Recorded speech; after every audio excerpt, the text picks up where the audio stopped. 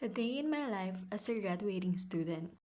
Ang ganap ko today ay umattend ng aming baccalaureate mass sa school.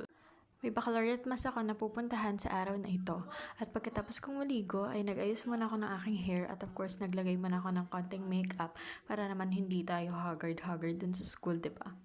Matapos ang mahigit isang buwan ay palapit na ang aming graduation day. Pagkarating ko ng school ay agad nakita ko na ang mga kaklase ko. Tawang-tawa pa kami dahil kitang-kita sa camera na ito kung gaano kami ka-haggard sa gymnasium. Hindi pa nagsisimula ang mass at mapapansin nyo dito sa stage talagang napakaganda ng flowers. Lahat kaming students na galing sa iba't ibang program ay required na nakatoga sa mass na ito. Matapos ang mass ay naglakad na kami papunta sa faculty upang mag-intayan doon dahil may pinaplano kaming mag-TikTok. Hindi na nga namin nahanap yung dalawa naming kasama kaya apat na lang kami nag-TikTok sa part na to at halatang pawis na kami dahil ilang take yung ginawa namin dito. At bago pa man kami magsiuwian ay nagkayakagan kami mag-Only Wings dahil sabi namin sa sarili namin, deserve namin to.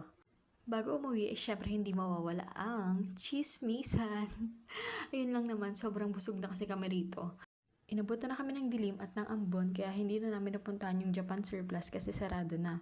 Bago umuwi, pinag-uusapan pa namin kung gaano kasikip yung aming uniform dahil busog kami. Yun lang, bye!